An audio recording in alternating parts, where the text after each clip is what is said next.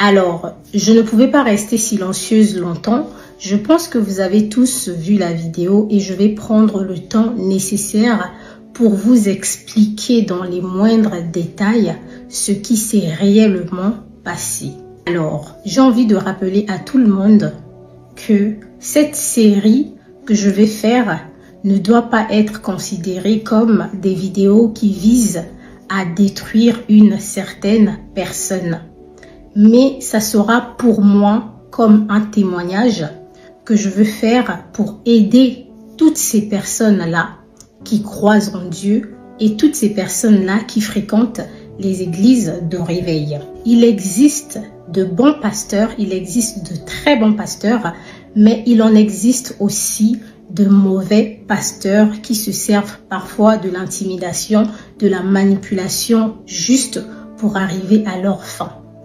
Au moment où je tourne cette vidéo, je n'ai pas demandé l'autorisation de qui que ce soit, donc ma famille que je respecte beaucoup, je tiens déjà à m'excuser. Je tiens à m'excuser envers mes amis, mais je pense qu'il est de mon devoir d'en parler parce que pendant longtemps, en étant dans cette église, je me suis toujours demandé pourquoi Dieu m'a permis de me retrouver dans cette situation. Et avec le temps, j'ai compris que Dieu m'avait envoyé en mission, que les doutes que j'avais envers les églises n'étaient pas pour rien, mais quelque part, j'avais mes raisons de faire attention aux églises, surtout aux églises de réveil.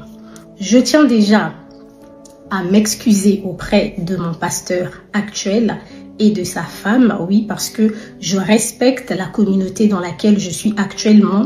Justement, je veux rappeler aux gens que toutes les églises ne sont pas pareilles, mais des fausses églises existent réellement. Il est possible aussi qu'après mon témoignage, que je perde certains amis ou que je perde certaines connaissances, mais ça aussi, ce n'est pas bien grave parce que aujourd'hui, avec la marche que je veux emprunter avec le Seigneur, je me dois de rester honnête et de me débarrasser de toutes ces choses-là qui me pèsent. Je veux aussi rappeler aux concernés que les intimidations, les menaces, ça ne changera rien parce que si jamais cette affaire finissait en justice, il faut savoir qu'une fausse promesse de mariage est punissable par la loi et il faut également prendre en compte le fait que même si moi j'ai des preuves parce que j'aime bien filmer quelques instants de ma vie, donc il y aura des preuves de mon côté et il y aura également aussi des preuves de caméras de surveillance, des restaurants, des hôtels,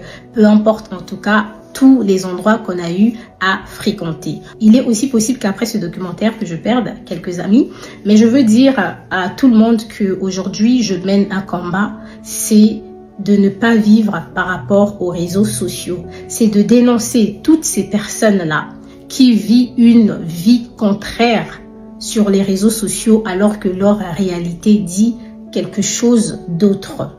Je veux aussi parler de ces couples-là qui sur les réseaux sociaux montrent comme s'ils avaient une vie de couple idéale, comme s'ils étaient des modèles, alors que la réalité est totalement différente. Donc moi aujourd'hui, je ne vis plus pour le regard des autres, mais je vis par rapport à moi, par rapport à mon histoire, par rapport à mes expériences et par rapport à ma marche aussi avec Dieu, parce que oui, je crois en Dieu. Cette série sera intitulée « Un pasteur m'a piégé avec une promesse de mariage ».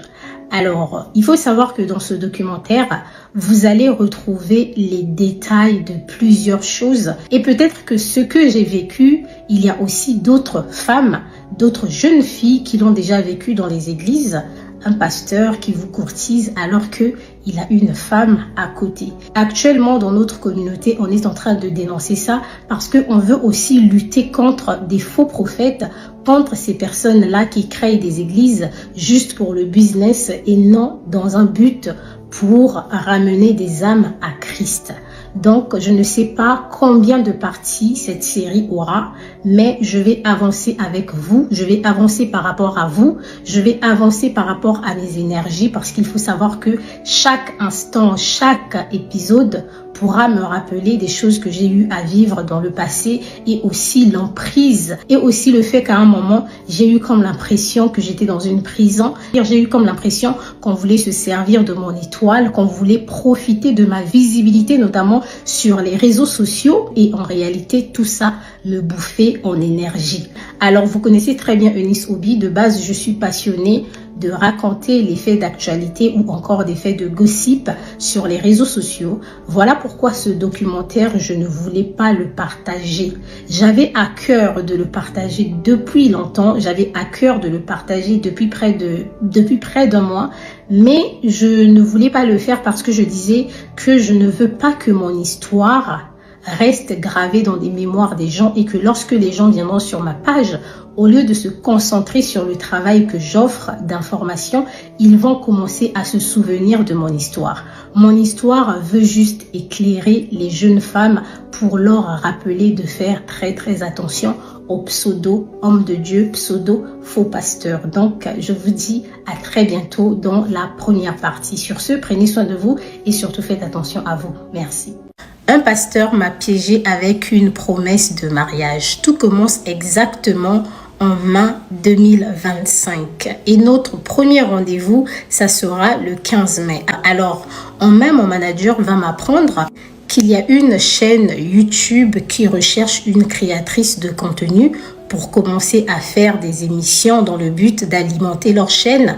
Et on m'apprend même que cette chaîne YouTube diffuse également les émissions à la télévision au niveau de Kinshasa. Personnellement, en tant que créatrice de contenu, je me dis franchement, c'est une très belle opportunité parce que jusque-là, je ne faisais que des vidéos sur TikTok et je n'avais pas encore commencé à faire mes vidéos sur YouTube. Donc, on se donne rendez-vous le 15 mai. Et le 15 mai arrive pour la toute première rencontre. On se rencontre au centre commercial Les Arcades dans le restaurant Pépé et Mimi. Et là, on arrive et tout avec mon manager. On attend l'arrivée du monsieur et le monsieur, il vient accompagné de son ami qui avait mis mon manager en contact avec lui.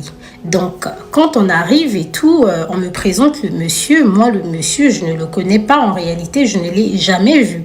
Mais on m'apprend que ce monsieur a une église et tout, qu'il est quand même connu dans la communauté congolaise et tout ça. Et moi, j'étais en mode, mais je le connais pas. Et vous savez que en réalité, on n'est pas obligé de connaître tout le monde. C'est pas parce qu'une personne est sur les réseaux que forcément, on va la connaître.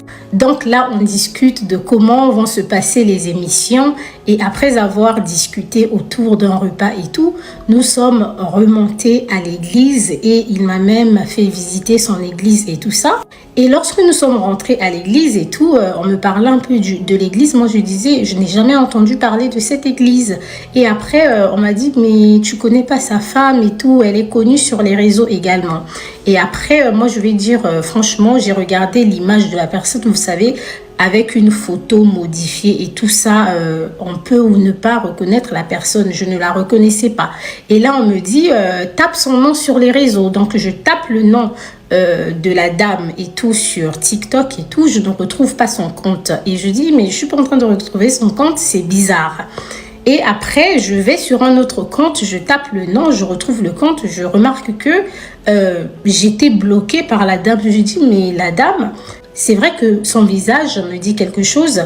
Je l'ai déjà vu dans les pour toi, mais c'est quand même bizarre qu'elle m'ait bloquée. Franchement, c'est bizarre. Et là, maintenant, je dis au monsieur, mais le fait qu'elle m'ait bloquée et tout, étant donné que c'est votre femme, est-ce que ça va pas poser problème que je fasse des émissions pour vous? Je sais même pas pourquoi votre femme m'a bloquée et tout. Après, il était en mode, il s'en fout un peu. Il dit, non, ne vous inquiétez pas et tout ça là. Franchement, ici, c'est moi qui gère. J'ai dit, ok, il n'y a pas de souci. Croyez-moi qu'après notre entretien, ce jour-là, je suis rentrée, ça m'a quand même intriguée.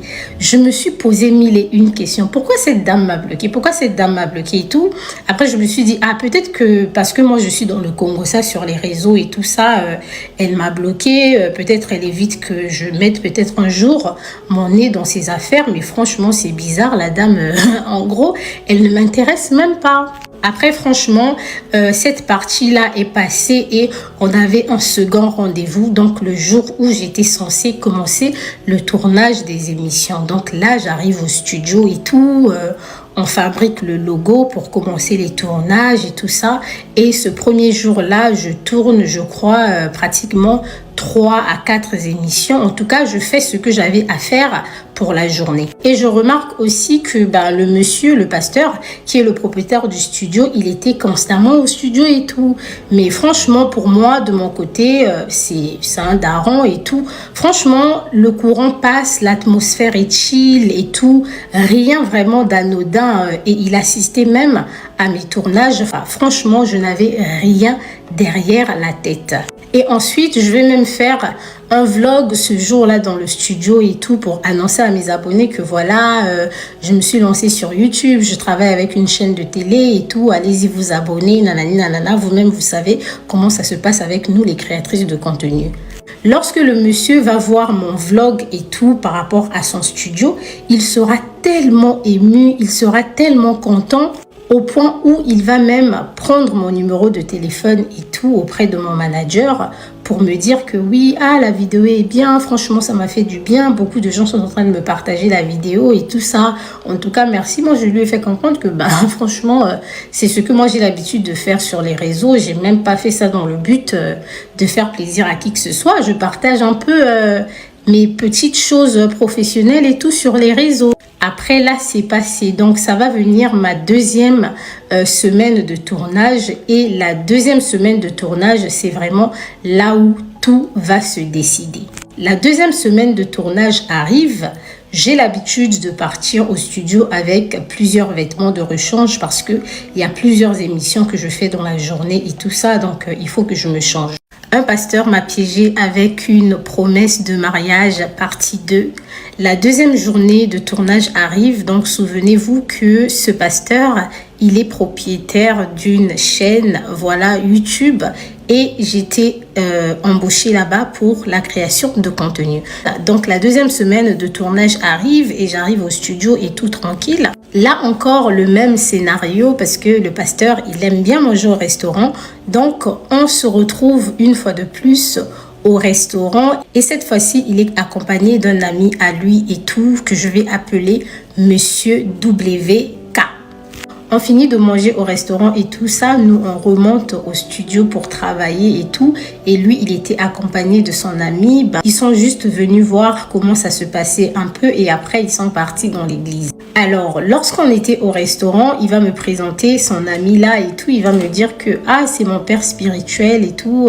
Il vient un peu de loin et je ne vais pas vous dire le pays, mais ça se trouve juste en Europe et il est venu parce que on a quelque chose et tout à gérer ensemble. Nous, on est au studio en train d'enregistrer et tout. Et voilà, pendant que j'étais partie dans une autre pièce et tout pour me changer, il va rentrer dans cette pièce et tout pour discuter avec nous. Et là, on est en train de discuter.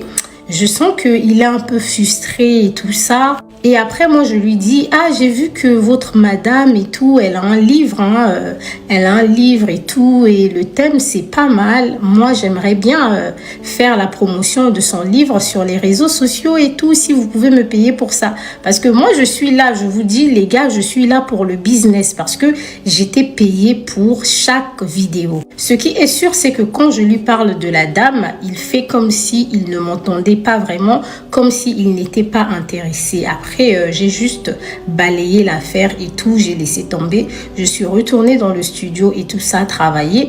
Et là, maintenant, il va appeler cette proche à moi avec qui je travaille très souvent pour discuter avec elle. Ce qu'ils se sont dit, moi, je ne savais pas. Mais tout ce que je me souviens, c'est qu'il voulait être en couple avec moi, qu'il était séparé de sa femme, cette dernière avait fait les bagages et tout, et elle était prête à quitter la maison. Ils étaient vraiment en instance de divorce. Alors, il va poser quelques questions à cette proche à moi pour savoir si j'avais un homme dans ma vie ou si j'étais célibataire. Et elle va lui dire, franchement, Eunice, les trucs même de relations amoureuses, c'est des choses auxquelles elle n'y pense pas trop. Et actuellement, d'après ce que je sais, elle n'a personne dans sa vie. Elle, l'amour, c'est un peu compliqué pour elle. Du coup, il va vraiment insister auprès de cette dernière pour lui dire que s'il te plaît, je veux que tu parles à Eunice. Pour moi, je suis vraiment intéressée par elle. Et cette prochaine mois va retourner de l'église, elle va venir au studio et tout, et elle va m'appeler dans un coin et tout de suite, elle va me bondir la chose comme ça. Et lorsqu'elle me l'a dit, j'ai ouvert les yeux en mode ouais, c'est quoi ça? J'étais en mode mais c'est un daron. J'étais en mode ouais, c'est vrai que moi l'âge, franchement, ça ne me dérange pas dans le couple, mais ouais, pasteur et tout, par rapport à son âge, j'ai dit mais c'est fou et tout, je pouvais même pas m'imaginer et tout qu'il avait genre des sentiments ou qu'il a ressenti quelque chose. Oh mais oui, je n'ai même pas remarqué comment il te regarde, comment il vient assister et tout ça. Moi j'ai dit mais franchement tout ça est bizarre, et j'étais en mode et sa femme? Et c'est là où elle va me dire exactement ce qu'il lui a dit. Franchement, croyez-moi qu'au départ, je ne voulais rien savoir. Et elle va me dire, franchement, le monsieur, il a l'air, c'est un pasteur et tout ça. Regarde toi-même. Après, nous, il faut pas toujours juger dès le début. On s'est dit qu'il était sérieux. Et jusque-là, lui et moi, lorsqu'on avait discuté pour la première fois, c'était juste professionnel. Donc, il attendait l'autorisation de la part de cette proche à moi-là. Si c'est OK de mon côté, comme ça, il va discuter avec moi et réellement s'ouvrir et me dire ce qu'il ressentait. Et croyez-moi que j'ai ressenti une pression sur moi. Je me suis dit, mais c'est quoi cette situation? Je viens à peine de débuter le taf avec eux et tout. Et tout de suite, le boss, il est intéressé par moi et tout ça. Le boss est dans une situation bizarre, instance de divorce. Il est... Voilà, je dis, mais c'est quoi tout ça? Mais après, en même temps, vous connaissez votre go. Moi, je le dis toujours que moi, les expériences sociales, ce sont des choses qui ne me dérangent pas. Donc, je lui ai dit, du coup, tu peux lui dire qu'il peut me contacter, me parler déjà lui-même parce que je n'aime pas les intermédiaires. Comme ça, lui et moi, on verra vraiment comment on va faire et tout. Après l'avoir écouté moi-même de vive voix, je saurai quelle décision je vais prendre. Du coup, ce soir-là, quand je rentre à la maison après le studio, elle lui dit que ben, c'est OK du côté de Eunice, tu peux lui parler. Tout de suite, le monsieur m'écrit et tout. Il m'envoie une photo où il est en train de cuisiner et tout ça. Il dit non, je suis en train de cuisiner pour moi et mon père spirituel et tout. Après, j'étais en mode, ah, c'est bien, bon appétit à vous. Et vous savez que lorsqu'un homme qui est censé être marié reçoit une invitée et que la personne vous dit qu'elle est en train de cuisiner, en même temps, on vous fait comprendre que la personne est en instance de divorce, ça peut potentiellement vous convaincre qu'il y a réellement plus vraiment de femmes dans cette maison. Il y a réellement plus une femme qui tient les fonctionnalités de femme. Et ce soir-là, par message, il me demande s'il pouvait m'appeler. Et vous savez que moi, je ne suis pas trop chaude pour les appels. Très souvent, mon téléphone est en mode ne pas déranger. Du coup, quand il m'appelle, il tombe sur le répondeur et tout. Quand je remarque qu'il m'avait appelé, je lui ai dit, tu peux rappeler. Donc, quand il appelle, je sens que c'est vraiment un homme qui a besoin de discuter, qui a besoin d'extérioriser et tout. Mais j'étais pas dans le mood, en mode, moi, je ne suis pas assistante sociale, vous voyez ou pas? Et là, j'ai discuté avec lui rapidement quand j'ai senti qu'il voulait vraiment rentrer en profondeur de la conversation. Moi, j'ai cherché une porte de sortie pour fuir. Et c'est ce jour-là qu'on a décidé qu'il fallait qu'on puisse se voir. Et il m'a proposé pourquoi ne pas aller au ciné. Et dans ma tête, j'étais en mode cool, un homme de son âge et tout, qui me propose d'aller au ciné et tout ça. Bah, c'est très bien, on va faire le ciné et tout et on verra ce qu'on pourra faire encore dans la soirée. Et il propose tout, il propose le centre commercial où on va faire le ciné et je lui demande est-ce que tu veux que je prenne des tickets, qu'il va prendre des tickets. Il a dit non, t'inquiète pas et tout ça, mon fils va s'en charger. Moi j'ai dit ok, il n'y a pas de souci. Alors là, nous sommes arrivés au niveau où on a notre premier rendez-vous en tête-à-tête. Alors les filles, il y a une chose très importante, voilà, qu'il faut savoir dans cette story time que je suis en train de vous raconter. C'est que je pense que depuis que je suis sur les réseaux sociaux, j'ai toujours été sérieuse dans ma création de contenu. Mais il faut savoir que là, c'est une situation personnelle et qui concerne aussi d'autres personnes qui en font partie de ce film-là. Du coup, déjà, ça me demande beaucoup d'énergie spirituelle et beaucoup de courage pour en parler parce que vous ne savez pas ce que les gens peuvent décider de faire juste parce qu'une personne a décidé de parler et démasquer et dénoncer en réalité, parce qu'on parle ici d'un homme de Dieu, une personne qui a une église. Et je tiens encore à souligner que ici je ne parlerai jamais mal des membres d'église. Justement, si je veux aussi faire cette story, c'est parce que j'ai réalisé que les membres d'église étaient adorables. Et c'est très important de réaliser que certaines personnes vont dans l'église avec une bonne intention. Il y a des gens qui sont dévoués. Mais derrière, vous ne savez pas ce que cette personne qui se lève tous les dimanches devant vous pour vous faire la prédication peut tramer dans sa vie privée. Et malheureusement, ce sont des personnes qui donnent l'image d'être des personnes parfaites. Et c'est la raison pour laquelle, moi, dans cette situation, je ne me suis jamais considérée comme une maîtresse ou encore appelée Tisa. Pourquoi? Parce que vous allez comprendre avec la suite des événements comment les choses vont se passer. Et aussi parce que lorsque vous êtes avec un homme qui a peur, voilà, parce qu'il a une femme à la maison, une femme avec laquelle ils sont réellement en bon terme, l'homme n'a pas envie de se filmer avec vous. L'homme ne vous propose même pas de filmer les repas et tout. Lorsque vous sortez, l'homme ne vous autorise même pas de faire ça. Les filles qui sortent avec les hommes mariés, vous savez qu'il y a des hommes mariés qui sont très stricts, qui ne veulent pas laisser de traces. Et là, vous sentez que dans cette story que je suis en train de vous relater, j'ai beaucoup de liberté. Des libertés au point où même moi, je me dis...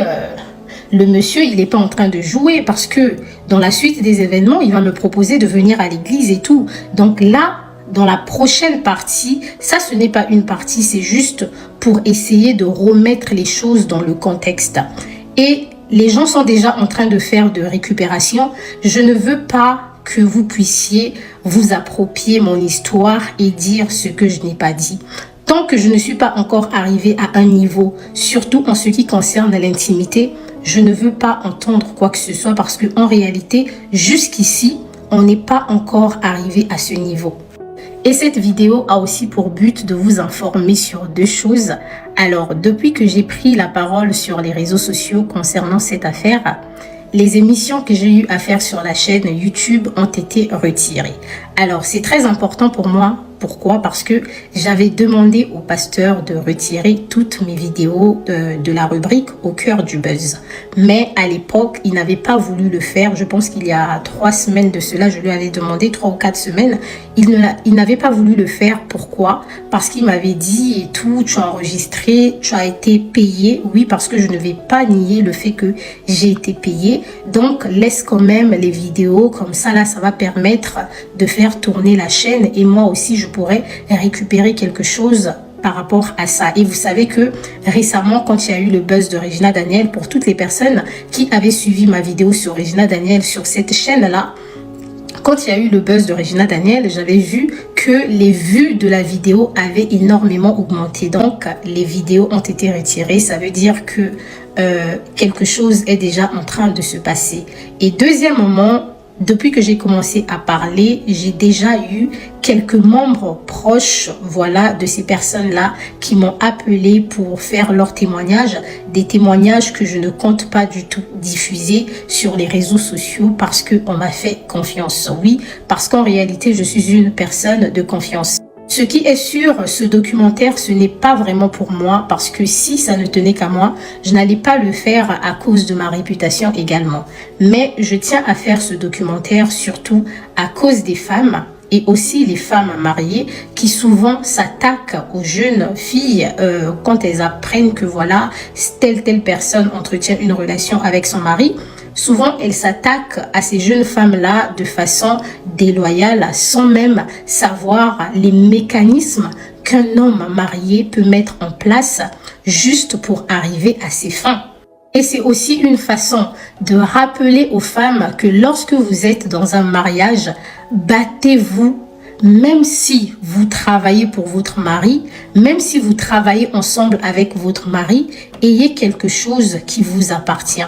Ayez vos propres sources de revenus. Ça fera que lorsque vous allez vous retrouver en danger ou encore dans un mariage où vous n'êtes pas respecté, valorisé, il va arriver un moment où vous allez vous dire, je ne peux pas rester ici, je dois partir. Oui, parce que seule, je peux m'en sortir. Malheureusement, beaucoup de femmes restent dans des foyers bizarres juste parce que au final, elles se retrouvent dans une situation où elles ne savent pas réellement vers qui se tourner. Donc les filles, tenez-vous bon. De mon côté, je fais de mon mieux pour pouvoir vous donner ce que je sais vous donner, les informations et faire du storytelling. Sur ce, prenez soin de vous et surtout faites attention à vous. On se retrouve dans la partie 3. N'oubliez pas que dans la partie 3, nous sommes en date et là-bas, tous les deux, on va apprendre à se connaître. Dans la partie 3, vous allez découvrir ce que moi, je lui ai dit à propos de moi et ce que lui aussi, il m'a dit à propos de sa vie personnelle. À très bientôt. Un pasteur m'a piégé avec une promesse de mariage partie 3. Alors, si vous êtes assez concentré, vous savez que notre entretien a eu lieu le 15 mai. J'ai débuté dans sa boîte qui est une chaîne YouTube et tout de suite, les choses se sont enchaînées. Et là, nous sommes au 23 mai, donc la date de notre premier rencard. Alors, on avait décidé en amont qu'on allait faire du cinéma et tenez-vous bon, il m'avait dit que c'est son fils qui allait nous prendre des billets pour le cinéma. Du coup, je sors de chez moi et tout, je me fais belle et tout ça là comme d'habitude. Regardez même comment j'étais habillée. Je prends le taxi et je vais le rejoindre au centre commercial. Là, et moi personnellement, depuis que je suis en France, je n'ai jamais fait de ciné 4D, donc il m'emmène faire un ciné 4D et tout. Bon, je n'apprécie pas trop parce que il y a un peu la boule au ventre. Pour ceux qui n'aiment pas les attractions, vous savez que le ciné 4D, c'est pas trop l'idéal. En plus, vous n'êtes pas trop confortable. On a notre séance ciné ensemble. Je vous épargne quelques détails, mais vous savez qu'au ciné, très souvent, c'est des petits câlins et tout ça là. Et voilà, tout ça, ça va se passer au ciné. J'étais un peu gênée parce que, croyez-moi que c'était un ciné là où il y avait pas mal de personnes âgées et tout. Et il y a une chose que je dois vous informer, c'est que lors de la séance ciné, le monsieur avait vraiment envie d'extérioriser, il parlait beaucoup et j'avais compris que les whiteys, même à côté de nous, étaient un peu dérangés et tout, en mode il faisait chut, chut. Mais il avait vraiment envie de discuter avec moi, il avait vraiment besoin d'une personne à qui parler. La séance ciné se termine, c'était le soir aux alentours de 20h, 21h par là. Et on se dit, bah, qu'est-ce qu'on fait par la suite? Donc, direction le restaurant et il avait opté pour le restaurant César. Et là aussi, j'ai une vidéo que je vais vous publier dans laquelle je dis que c'était vraiment ma première fois d'aller au restaurant César depuis que je vis en France. Ça m'a jamais traversé l'esprit. C'est pas que je peux pas me payer le restaurant César. Bon, je vais pas dire c'est rien du tout, mais ça ne m'avait jamais traversé l'esprit d'aller au restaurant César. Du coup, quand il opte pour ce restaurant-là et tout, moi je trouve ça chic, cool et tout. Même si j'ai trouvé qu'il y avait un peu trop de musique et tout ça. Et la musique, c'était vraiment la musique du monde. Là, au restaurant, on apprend maintenant à se connaître et il s'ouvre à moi. Il me fait comprendre, premièrement, qu'il a été trahi par sa femme. Quand je dis trahi, c'est-à-dire trompé par sa femme.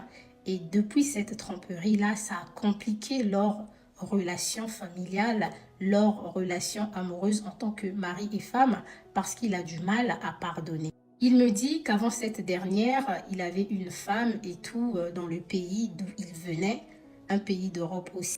Et qu'avec cette femme, ils avaient eu 4 enfants, dont un décédé. Et avec sa femme actuelle, ils ont 4 enfants.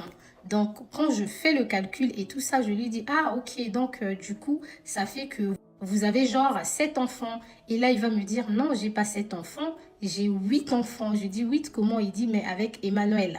Donc, Emmanuel, mon fils.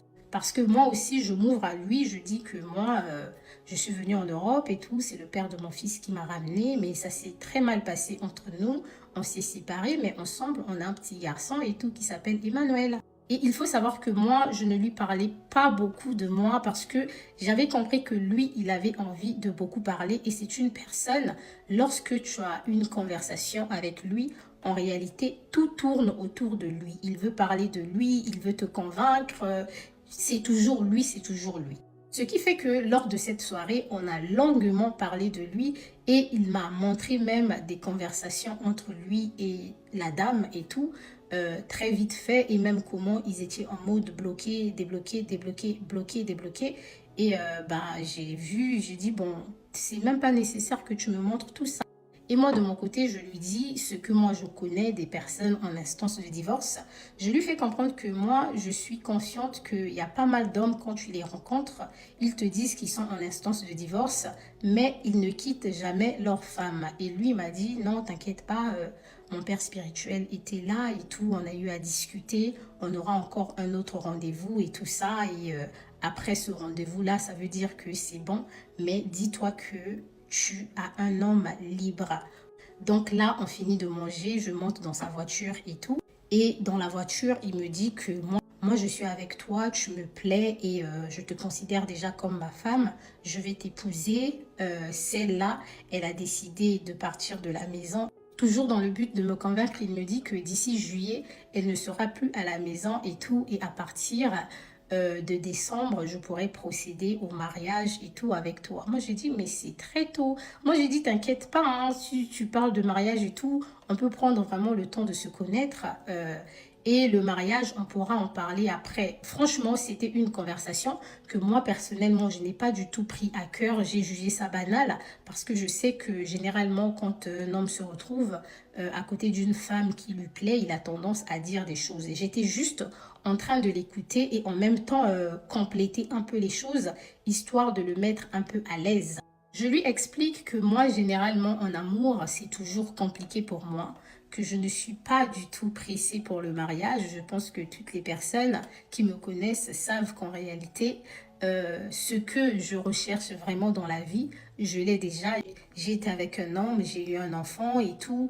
Et actuellement, je suis juste dans une optique où je veux reconstruire ma vie. Donc, le mariage, ce n'est pas vraiment une priorité. Et en même temps, avec tous les ouvrages que je lis et les choses que j'écoute, je me suis forgé un caractère où je ne suis pas du tout impressionnée par le mariage. Et là, il me dit, t'inquiète pas, moi je vais t'épouser. Tu sais, quand je m'étais mariée, je n'avais pas encore la situation que j'ai aujourd'hui. Donc, quand je vais faire le mariage avec toi, ça sera un très beau mariage. On va louer un bateau et tout. Franchement, il dit des choses très chic. Et moi, je lui dis, ok, il n'y a pas de souci, t'inquiète pas, on n'est pas pressé de toute façon. Je sais que je travaille déjà avec lui et j'ai cette possibilité de le voir et je sais que on n'est pas pressé, on aura toujours le temps de discuter et tout ça. Et j'ai envie de souligner quelque chose, qu'après notre premier date du 23 mai jusqu'à ce que, voilà, je prenne vraiment la décision que je n'en voulais plus, lui et moi, on ne s'est plus réellement quitté. Donc après notre rendez-vous, on était en route pour la maison. Je pense que je vous ai publié une vidéo au restaurant et une autre vidéo où on était en route avec, il y a l'Arc de Triomphe et tout ça là.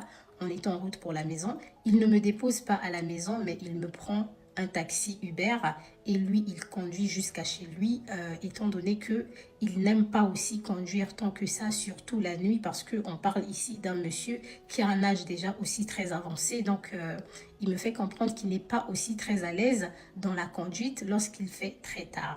On va s'arrêter ici pour cette partie qui est une partie très importante car c'est le premier rendez-vous qui va déterminer le reste de tous les événements qui vont suivre. Sur ce, prenez soin de vous et surtout faites attention à vous. Merci. Alors, je vais déjà vous expliquer la façon dont le pasteur a pris mon numéro. Vous voyez ça, c'était mon premier jour de tournage. Et cette photo et tout, c'est de base une vidéo que lui avait filmée. Et ensuite, il va me demander mon numéro pour m'envoyer les images qu'il avait eu à prendre de moi. Donc, c'est comme ça déjà, de base, qu'il a eu mon numéro. Alors, juste pour vous dire que mon téléphone a tout noté, a tout enregistré du début jusqu'à notre dernière conversation. Alors, cette vidéo, c'est la preuve du tout premier message que j'ai eu à avoir avec lui et c'était le 21 mai. Donc, il va m'envoyer la vidéo Et moi, je vais lui répondre en disant « Rebonsoir, papa ». Je ne dis pas le nom. Je viens d'arriver à la maison. J'espère qu'on sera satisfait du résultat de l'émission d'aujourd'hui, même si j'aurais aimé plus travailler. On va se rattraper samedi. Je te souhaite une excellente soirée. Pour toutes les personnes qui me connaissent, vous savez que très souvent, j'aime dire bonne journée, excellente soirée et tout. Franchement, c'est vraiment ma formule magique de politesse à n'importe qui. Il va me répondre tout de suite. Donc, je lui réponds à 23h04 et lui me répond à 23h09. Il va dire « Bonsoir la star, je crois en toi. Je vois la réussite et le succès en toi. Que Dieu te bénisse et te protège. » Et je réponds en lui disant Amen. Et là, il va m'envoyer un lien et tout de Kofi avec sa fille. C'était l'époque où Kofi et Diddy Stone étaient vraiment dans la sauce. Et pour ceux qui avaient suivi mes émissions, j'avais eu à faire une émission sur Kofi et Diddy Stone. Et lorsqu'il va envoyer la vidéo, je vais dire « Ah, c'est dommage pour cette famille. » Et lui, il va répondre en disant « Tout à fait. » Le lendemain, le 22 mai, souvenez-vous, je vous ai dit que dès l'instant où il a eu mon numéro, dès l'instant où on va avoir notre premier encart, lui et moi, en réalité, on ne s'est plus quittés. Le 22 mai, il va m'envoyer aux alentours de 15h05 une image qu'il était en train de cuisiner pour lui et son père spirituel, Monsieur WK. Il va m'envoyer ce message-là à 15h05 et j'avais pas répondu. Et à 15h38, il va me relancer en disant « Bonjour la star ». Et moi, je lui réponds à 15h52. Vous sentez que je voulais mettre une certaine barrière entre lui et moi parce que je sentais déjà que c'était bizarre. Et je lui réponds à 15h52 en disant « Bonjour papa, c'est toi la star ». Et je lui dis « Comment tu vas et bon appétit, tu as bien mangé, ça change de la nourriture du restaurant ». Parce qu'il m'avait fait comprendre qu'il mangeait constamment au restaurant. Il va m'envoyer l'emoji du pasteur Marcelo en train de rigoler et tout ça. Il dit merci. Et là, à 16h03, il m'envoie une vidéo de lui à table avec son invité. Je ne vais pas mettre la vidéo en entier ici avec son invité pour des raisons de confidentialité, juste pour vous montrer que le monsieur était vraiment décidé à me montrer, à me prouver qu'il veut vraiment avoir une connexion très très privée avec moi. Parce que même la vidéo avec son invité, je pense que si son invité se voit dans cette vidéo, il ne va pas du tout apprécier. C'est un monsieur qui filme parfois les gens sans que les personnes là ne sachent. Et s'il discute avec quelqu'un, il va filmer comme ça en mode t'envoyer pour dire regarde, je suis avec telle personne. Et je vais lui répondre en disant vous êtes en bonne compagnie, c'est très bien. Moi, je me prépare pour la journée du samedi parce que le samedi, on avait tournage. Ensuite, il va me proposer on peut manger à midi ensemble parce que après ça sera impossible étant donné qu'il y avait une émission à 14h. Et moi, je vais lui répondre en disant oui, midi c'est parfait pour moi. Ou 12h30, après, j'aurai tout le temps de récupérer le petit à l'école à 17h. Il a dit, ok, j'ai dit, ça marche. Tu me donneras l'adresse du restaurant. Je te laisse choisir. Et ensuite, on va finalement se voir le 23 mai, le jour où on est parti au ciné et ensuite on a terminé au restaurant César. Et là même, je lui dis, hello papa, j'espère que tu vas bien et que tu as passé une bonne journée. Je suis en train de me préparer pour notre sortie de tout à l'heure. Je te dis à très bientôt. Il va m'envoyer une note vocale et tout ça parce que bon, il n'est pas aussi très à l'aise avec les textos. Et ensuite, il va m'envoyer l'adresse du centre commercial où nous étions partis regarder le film. Du coup, après ce premier rendez-vous au ciné et au restaurant, comme il m'a parlé de lui et tout, et il m'a parlé de ses intentions, c'est parti, on s'est senti un peu plus intime que ça. Ensuite, à partir de là, il ne m'appelle plus ma star comme il avait commencé à le faire. Il m'appelle maintenant ma reine. Donc, après le restaurant, le lendemain, donc le 24, j'avais tournage et je suis partie au studio ce samedi-là. J'ai fait le tournage et il m'a dit qu'il fallait que je puisse commencer à venir à l'église. Et moi, je lui ai fait comprendre, mais pourquoi, comment je vais faire, je vais venir à l'église et tout. C'est sûr que ta madame, elle viendra aussi à l'église. Lui va me dire que non, mais je t'ai dit que elle et moi, on est pratiquement séparés. Elle est en train de faire ses bagages pour quitter la maison. Donc, elle a même arrêté de venir à l'église. Il faut que tu puisses commencer à venir à l'église dans le but de te familiariser avec les membres de l'église et si même possible, intégrer la chorale. En fait, cette partie où il me dit d'intégrer la chorale, c'est très important. Pourquoi? Parce que il me fait comprendre qu'il faut que je puisse commencer à me construire une image qui est compatible avec le ministère chrétien. Comme ça, au moins, quand il fera de moi sa femme, oui, parce que je vous dis ici que le but pour lui, c'est de faire de moi sa femme.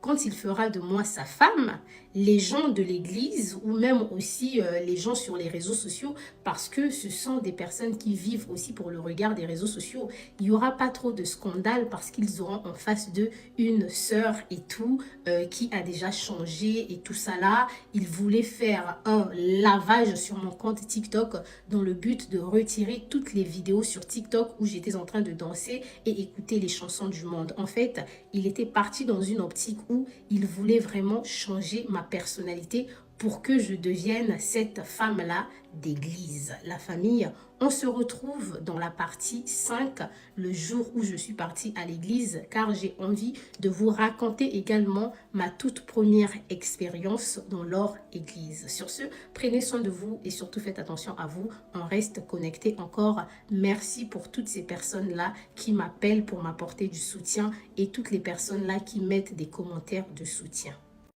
Un pasteur m'a piégé avec une promesse de mariage et aujourd'hui, c'est la première fois que je découvre son église.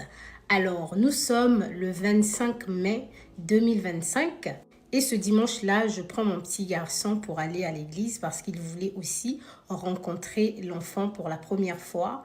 Le culte du dimanche se passe très bien et dans cette vidéo, vous pouvez voir comment j'arrive à l'église. Et toujours avec Snapchat, je filme mon arrivée à l'église dans le but de faire un vlog parce que ça faisait pratiquement 6 mois que je n'avais pas du tout mis pied à l'église. La dernière fois que j'avais mis pied à l'église, c'était en décembre 2024. Donc pour moi, ce dimanche-là, ça représente quelque chose d'assez exceptionnel. Je me dis que je ne viens pas seulement à l'église parce que j'ai envie de prier, mais je viens également à l'église parce que je viens voir le pasteur qui s'intéresse à moi faire sa prédication pour une première fois. Et ce dimanche-là, je remarque également que sa madame n'était pas du tout venue au culte.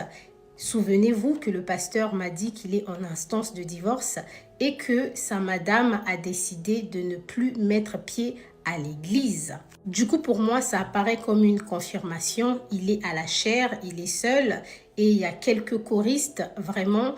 Et il y a aussi un autre pasteur qui l'accompagne, mais il n'y a pas du tout de femme à côté du pasteur. J'assiste au culte normalement et à la fin du culte, je sympathise avec les personnes qui venaient vers moi et tout pour me saluer. Et à la fin du culte, on m'a aussi demandé qui est venu pour la première fois et tout. Je me suis levée, je me suis présentée. On m'a même demandé qui m'avait ramenée à l'église. J'ai dit que je suis venue de moi-même parce que je travaille au studio. Je ne sais pas si c'est parce que c'était ma première fois de le voir prêcher, mais il avait vraiment une énergie particulière en mode. Il était très heureux de me voir et il avait fait une prédication dans le but de s'adresser également à moi. Pour ceux qui savent comment ça se passe, il y a des pasteurs, lorsqu'ils sont à la chaire, ils en profitent pour préparer une prédication dans le but même d'envoyer une personne un message subliminal.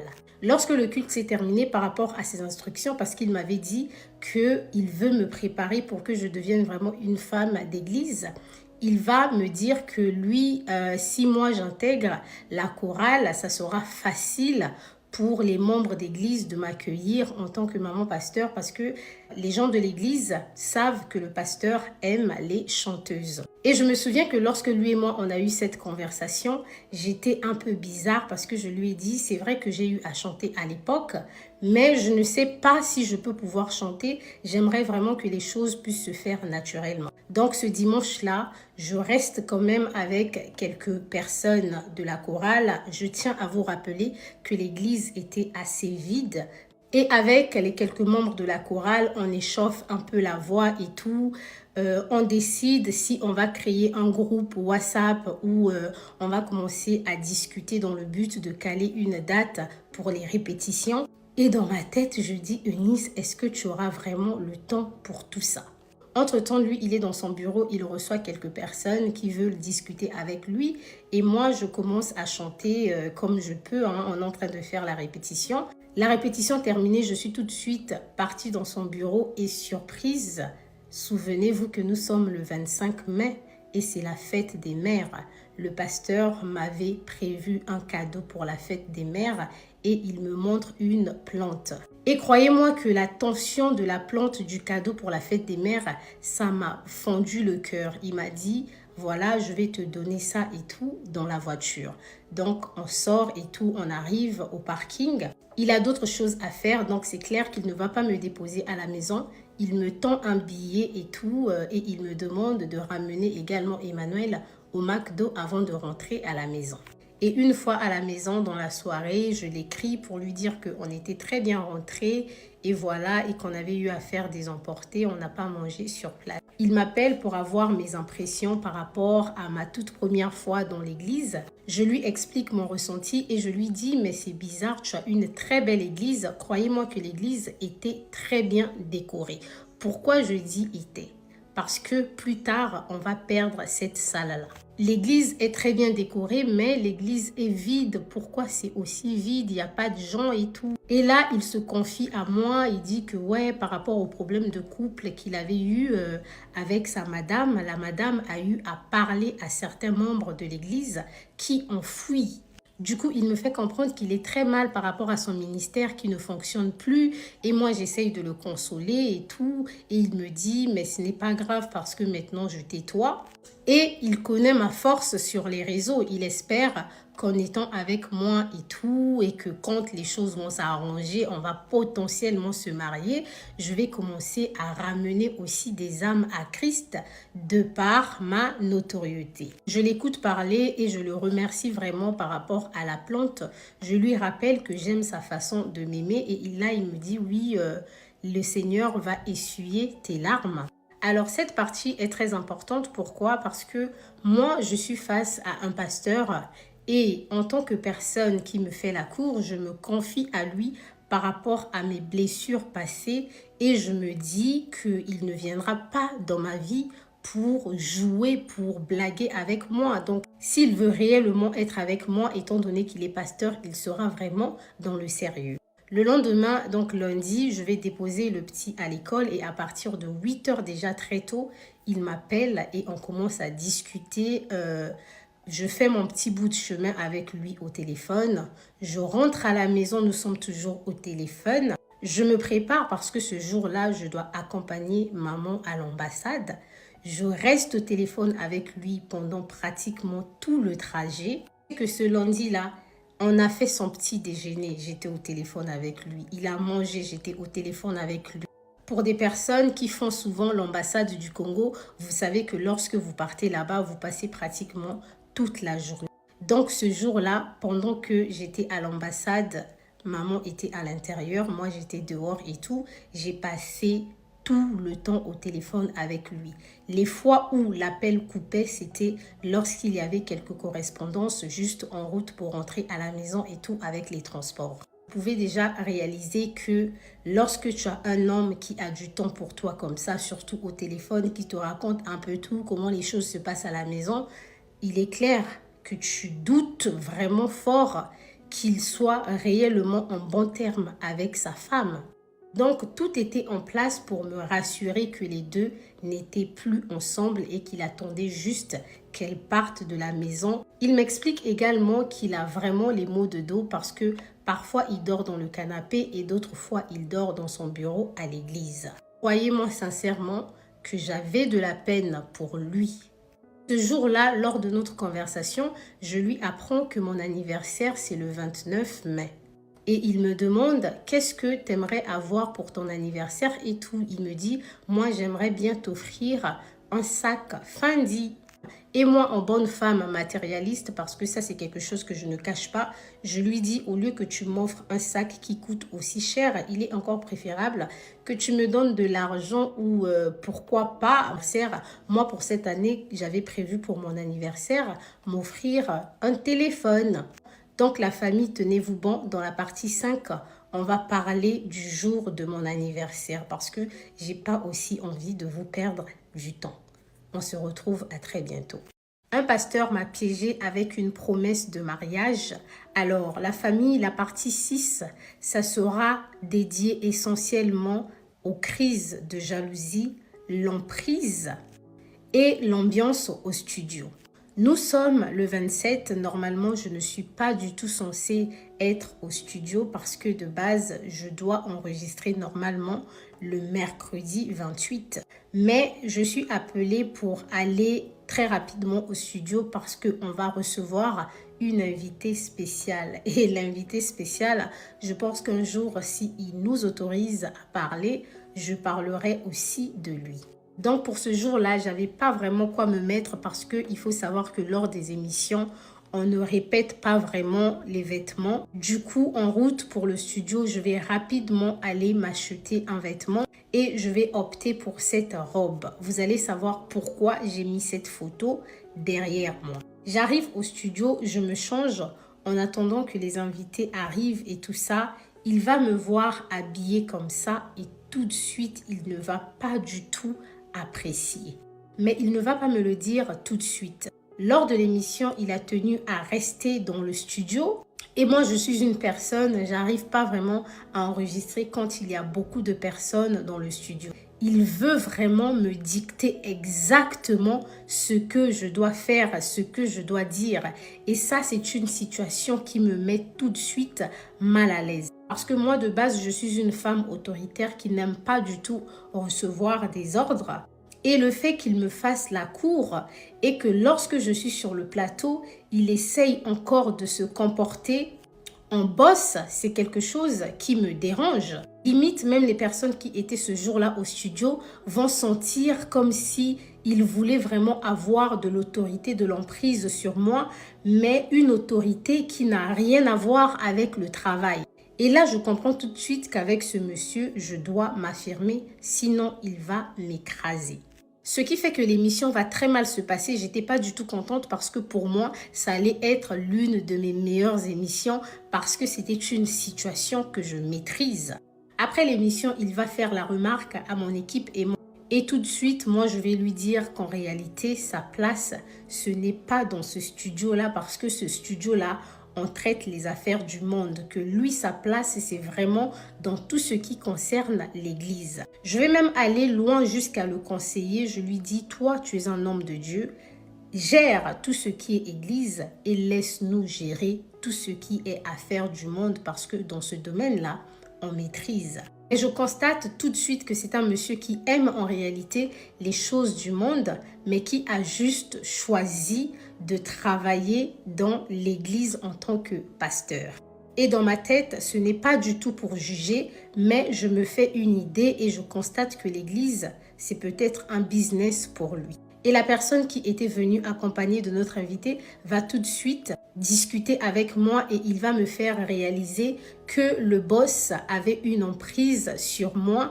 Et lors de l'émission, il a réalisé que l'atmosphère dans le studio était bizarre parce qu'il voulait me contrôler. Et là, je fais la gueule, je le défends, je me dis non, t'inquiète pas, il n'est pas comme ça et tout ça. Et en ce qui concerne la robe que j'avais portée le jour de l'émission, il va tout de suite me dire que je n'ai pas le droit de porter ce genre de vêtements. Il me rappelle que je suis censée devenir cette maman pasteur et que je dois apprendre à couvrir mon corps.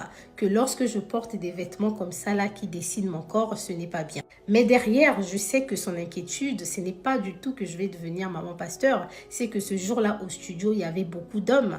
Et que moi, en réalité, ce type de vêtements, c'est le genre de robe moulante que j'aime parce que je sais que ça met en valeur mes formes. Et lui, ça le dérange parce que ça permet à tout le monde d'avoir les yeux sur moi. Je comprends que tout de suite, ça sera compliqué pour moi d'avancer avec ce monsieur parce que mon style vestimentaire, je ne suis pas prête à abandonner ça. Il me dit que je suis très belle sans maquillage. Il apprécie lorsque je fais mon petit chignon avec mes propres cheveux et lorsque je porte des jupes plissées parce que je pense que vous savez bien que j'aime bien aussi porter des jupes plissées. Mais de base, ça me plaît d'être sexy. Cette journée-là du 27 va passer. Le jour d'après, j'ai une émission, donc le mercredi 28. Et il sait pertinemment que mon anniversaire, c'est le 29. Donc la veille, quand il m'a eu au téléphone, il a essayé de faire des plans et tout. Il m'a dit, est-ce que tu veux que je puisse réserver un Airbnb pour toi, pour qu'on passe du temps ensemble pour ta surprise? Ou tu veux que je réserve peut-être une suite et tout ça. Donc lui, moi, on débat longtemps par rapport à la suite, par rapport au Airbnb, parce que je n'ai pas envie de me retrouver avec lui dans l'intimité, plus précisément dans une chambre. En tant que fille matérialiste, je me souviens du type de cadeau que j'avais souhaité avoir. Et je me dis, est-ce que tu vas réellement avoir ton cadeau si tu déclines toutes les propositions? Et là, je me dis, ce n'est pas du tout grave, j'accepte sa proposition. De toute façon, c'est un pasteur et je n'ai rien à craindre parce qu'on se découvre en réalité après le mariage. Du coup, je suis d'accord avec lui pour qu'il puisse prévoir quelque chose pour moi, une surprise pour moi le jour de mon anniversaire. Et j'ai dit, tout juste après l'enregistrement au studio, je vais me rendre disponible, comme ça on va passer du temps ensemble. Enfin, la journée du 28 où il prévoit me faire une surprise d'anniversaire est très importante et capitale pour cette série. Du coup, je vais réserver toute une partie pour vous expliquer ça. Sur ce, je vous donne un rendez-vous dans la partie 7. Merci.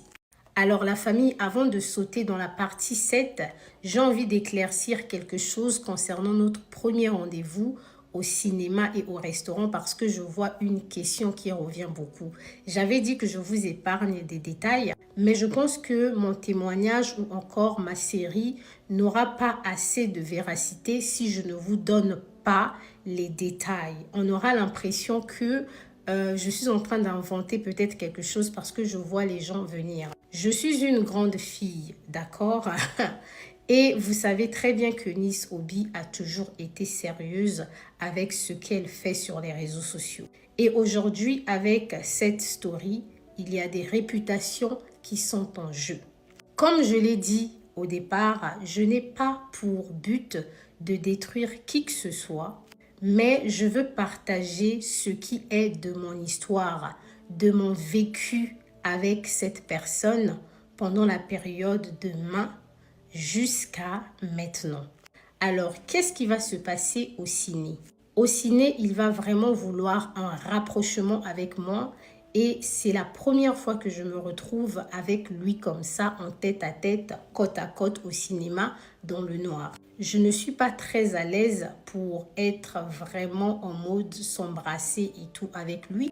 Du coup, comme il a l'air très abattu, et qu'il est très heureux de se retrouver là avec moi et tout. Il est vraiment dans mes bras et tout ça là. Comme je vous l'ai dit, je lui fais des câlins et tout ça là. Vraiment, je suis en mode, vas-y, je suis là.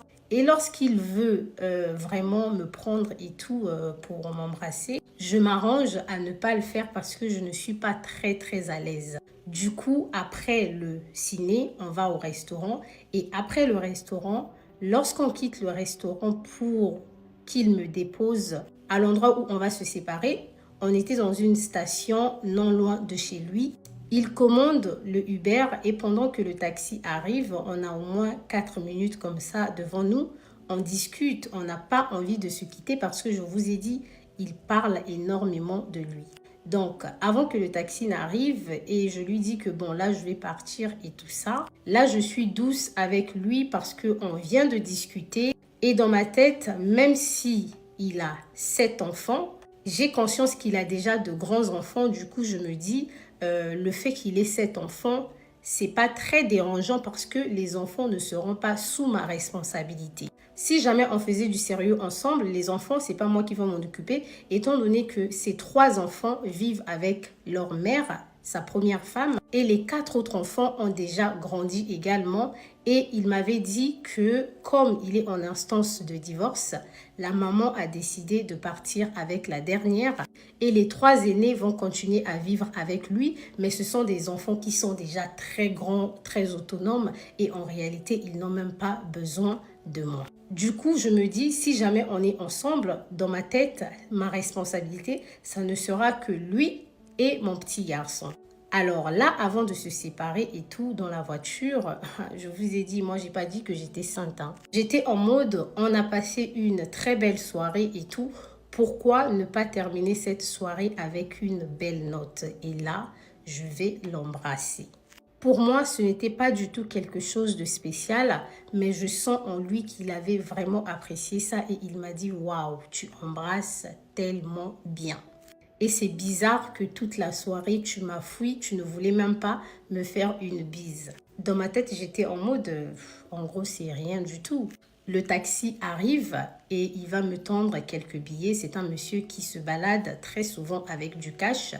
Donc, il me tend quelques billets pour que je paye mon Uber et que je rentre à la maison. Ce soir-là, on s'est séparés exactement autour de minuit 42 et vous allez voir ça ici. Ça, ce sont mes snaps qui me donnent quelques renseignements. Quelque part, pour toutes les personnes qui sont en train de critiquer en mode « ouais, c'est un homme marié et tout », si vous voulez être honnête, le fait qu'un homme marié sorte avec toi et qu'il passe toute la soirée avec toi sans recevoir d'appel et qu'il te montre les conversations entre lui et sa madame, et même moi je lui dis je ne veux rien voir, et tu sens que les deux sont en mode, ils se bloquent, et il me dit qu'elle a l'habitude de me bloquer, elle veut vraiment partir. Il rentre à la maison après minuit et il passe des heures et des heures avec moi au téléphone. Très souvent, quand il est au téléphone, il m'explique qu'il dort dans le canapé et j'entends un peu les bruits et les mouvements et tout, comment il demande aux enfants « Ah, est-ce que toi tu peux me faire ci? Est-ce que toi tu peux me faire ça ?» Toutes les choses là, ce sont des choses qui peuvent pousser une fille à croire qu'il est réellement en instance de divorce et qu'il ne se passe plus rien avec la femme. Il a l'air sincère avec moi, il dit que c'est la femme qui veut le quitter et que lui, il aimerait quand même protéger l'image. Il a peur du scandale que ça peut faire sur les réseaux sociaux, un pasteur qui divorce et qui se remarie. Il a peur également du scandale que sa femme, qui est connue sur les réseaux sociaux, peut faire parce qu'il avait peur que cette dernière vienne tout déballer sur les réseaux sociaux. Et il me dit clair et net qu'elle a l'habitude de lui donner des ultimatums. Il peint sa femme comme une mauvaise femme, une femme qui a même les problèmes de sorcellerie dans sa famille, une femme dont il ne mange même plus la nourriture parce que cette dernière l'a menacé à plusieurs reprises de le... Du coup, de mon côté, ça éveille un sentiment de stress. Je dis, mais cette dame dont tu es en train de parler sur les réseaux sociaux, elle a l'air d'être une femme tellement parfaite, une femme qui a tellement réussi. Et ici, tu me parles d'une femme qui ne s'occupe pas bien de son foyer, une femme qui n'aime pas travailler, une femme qui ne dédie pas son temps à éduquer les enfants. Je trouve qu'il y a un grand fossé entre ce que la dame montre sur les réseaux sociaux et ce que le monsieur dit de la dame. Il me fait comprendre qu'il fait tout pour sa famille, qu'il a tout donné à sa madame, mais au niveau où il sent, il ne veut plus continuer avec ce mariage. Il est vraiment à la recherche d'une porte de sortie. Mais c'est juste l'image de son église, de son ministère qui le dérange et le scandale sur les réseaux sociaux.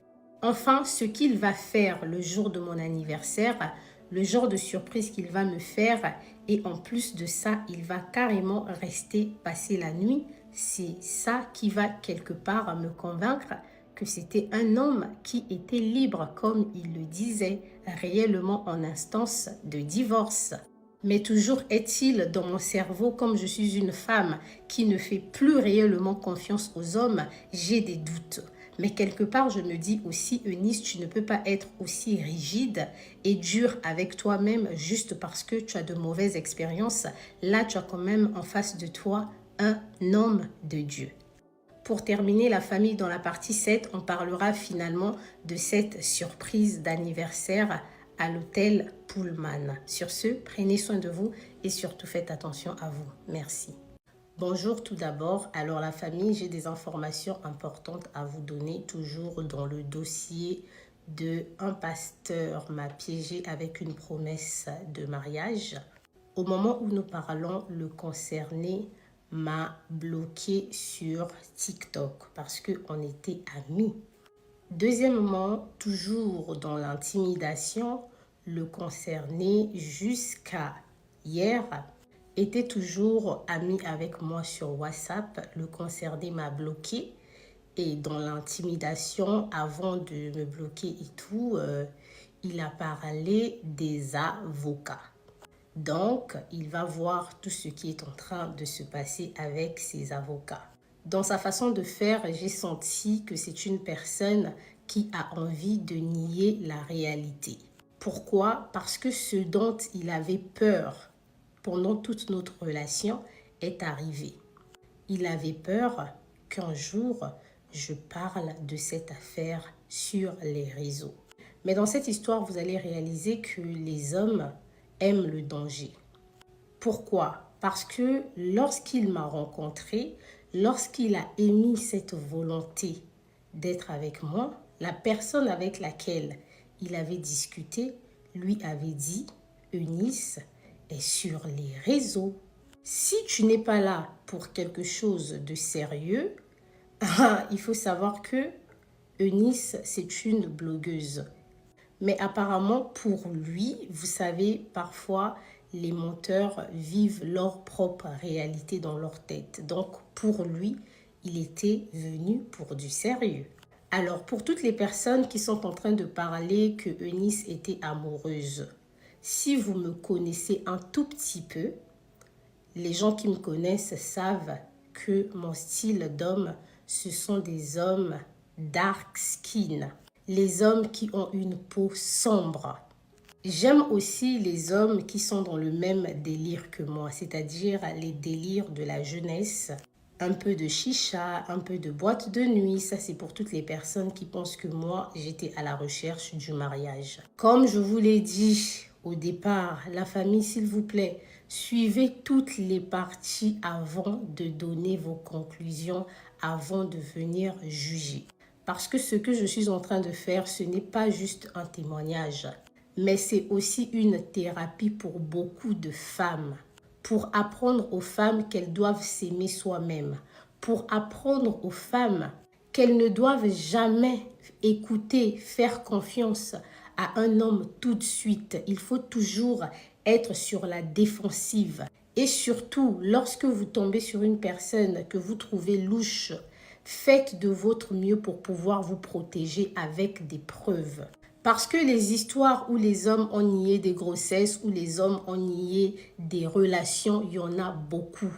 Et les histoires où tu vas rencontrer une femme mariée, même ta tante qui est mariée, il y a son mari qui te fait la cour, tu veux t'exprimer pour dénoncer, elle va penser que tu es en train de mentir. Généralement, les femmes qui se font tromper à tout bout de champ par leur mari sont ces femmes-là qui vivent dans le déni et passent leur temps à défendre leur mari face à chaque infidélité et font passer ces femmes-là qui se font draguer par leur mari pour des mauvaises personnes. Alors, je vais parler de ce qui concerne les avocats dont il m'a dit il va voir avec ses avocats. Gardez en tête que moi, je suis une femme sapiosexuelle. Alors, pour toutes les personnes qui connaissent c'est quoi la définition de sapiosexuel, ce sont des gens qui sont attirés par des personnes intelligentes. Ceci, ce n'est pas pour dénigrer qui que ce soit parce que c'est un homme en qui j'ai quand même vu une certaine bienveillance, même s'il y avait beaucoup de techniques de manipulation. Mais heureusement que moi, j'étais avertie. Il y avait un manque d'intelligence, mais à haut niveau. Et personnellement, je savais que lui, ce n'est pas le genre de personne avec qui j'ai envie de terminer. Et vous savez que généralement, lorsqu'une femme fréquente un homme plus âgé, cette femme est souvent à la recherche d'une personne qui a un niveau intellectuel qui dépasse son niveau à elle, d'une personne qui peut la stimuler même professionnellement, d'une personne qui peut l'accompagner professionnellement. Mais ici, dans cette situation, nous sommes face à une personne qui veut que moi, je puisse soutenir son ministère, que je fasse la pub de son ministère sur les réseaux. Et pour toutes les personnes qui me suivaient pendant cette période-là, vous savez que j'avais développé une habitude de partager les affiches de l'église dans mes stories TikTok.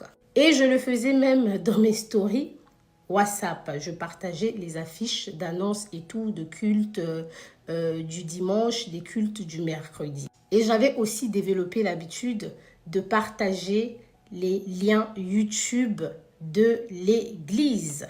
Toutefois que je le faisais, je sentais vraiment de l'excitation dans son cœur, dans ses yeux, parce que oui, il était là quelque part, comme d'autres personnes l'ont dit, pour mon étoile, pour ma force sur les réseaux. Il avait envie sûrement de trouver une femme qui va remplacer sa madame qui a travaillé pour lui toute sa vie. Et moi, dans la plupart des relations que j'ai eu à voir, généralement, ce sont des relations où je n'ai pas besoin de faire beaucoup d'efforts. Donc, dans la partie 7, il va me prouver qu'en réalité, avec moi, tu n'as pas besoin de faire beaucoup d'efforts. En réalité, avec moi, tu peux vivre des choses peut-être que tu n'as pas encore vécues ou je vais faire mieux que le père de ton enfant. Parce que je lui ai parlé minimum du père de mon enfant, comment ce dernier m'a soutenu jusqu'à ce qu'il m'a déçu et j'ai pris la décision de me séparer de lui. Donc la famille restait tranquille. Et en ce qui concerne la madame du monsieur, j'ai regardé le culte de la prière, s'il te plaît. Personne ne te veut du mal. Il n'y a pas de sorcellerie ici. Le problème avec vous, c'est que très souvent, vous voyez le diable là où le diable n'existe pas. Il faut être face à la réalité. Face à cette situation que tu as nourrie pendant plusieurs années. Et peut-être que Dieu est juste en train de passer par mon canal pour te faire passer un message. Dans toutes les situations qui arrivent dans la vie, souvent nous cherchons le diable alors que la faute nous revient nous-mêmes. Sur ce, on se retrouve dans la partie 7, le jour où il me fait une surprise pour mon anniversaire. À très bientôt les filles. Un pasteur m'a piégé avec une promesse de mariage partie 7. Nous sommes exactement le 28 mai, un mercredi, le jour où il me fait une surprise pour mon anniversaire. Il s'avère que mon anniversaire, ce n'est même pas le 28, mais le 29. Il veut tellement me faire plaisir, me prouver qu'il est là pour moi, qu'il va vouloir être la personne avec laquelle je vais souffler mes bougies à partir de minuit.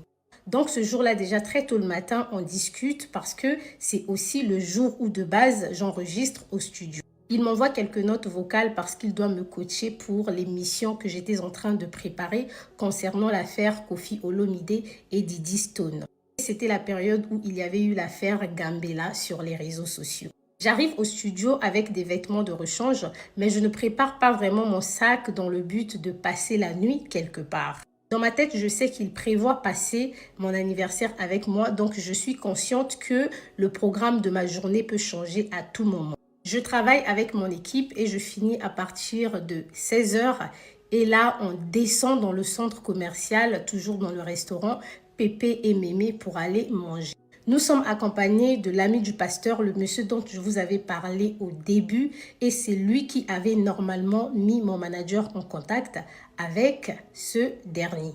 Après avoir fini de manger au restaurant, chacun va rentrer et moi je vais rester parce que lui et moi on a un programme juste après. Il me fait comprendre qu'il a eu à faire une réservation d'hôtel et tout pour qu'on puisse passer du temps ensemble car il a la surprise pour moi.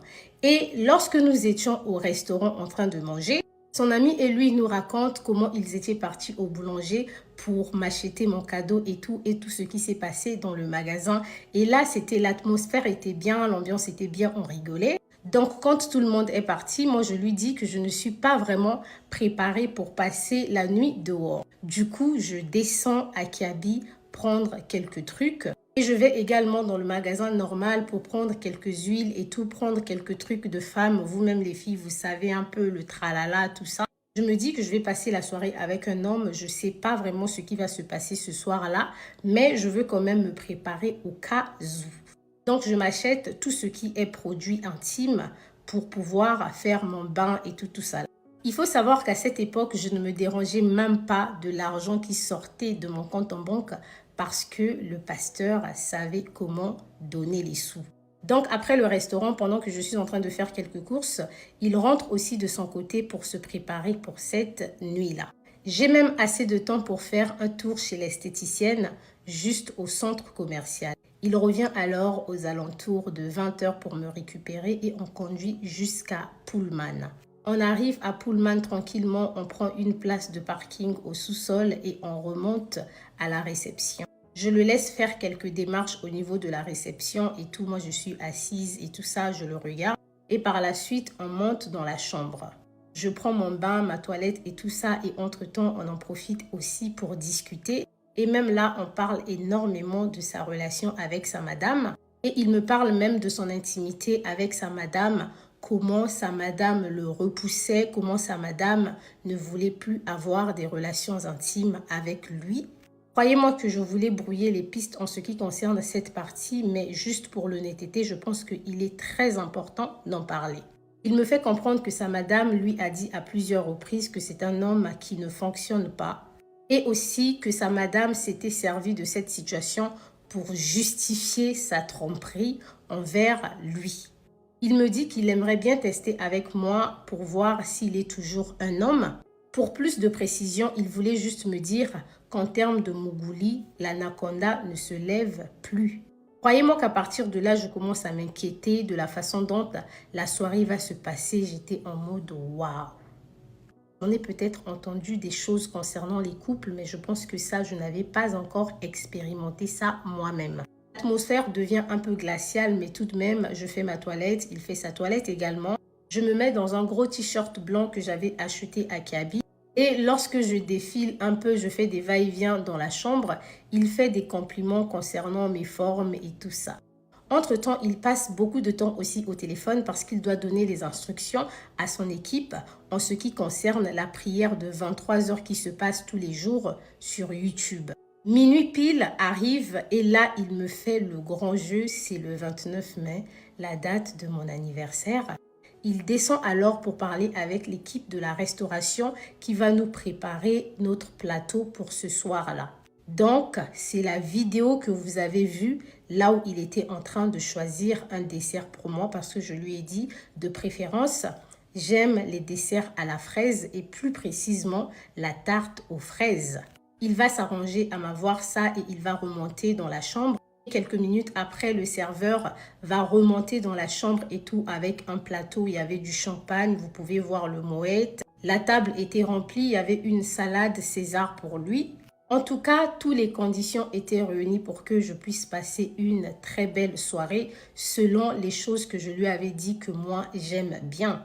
Il me dit qu'il fait tard et tout. Il avait même prévu normalement les serveuses qui rentrent dans la chambre là et tout pour chanter. Mais bon, ça s'est pas fait parce que l'hôtel n'a pas du tout été sérieux sur ce point-là. Je suis heureuse, je me dis waouh, quelle très belle attention. Je me dis en même temps, on vient à peine de se rencontrer.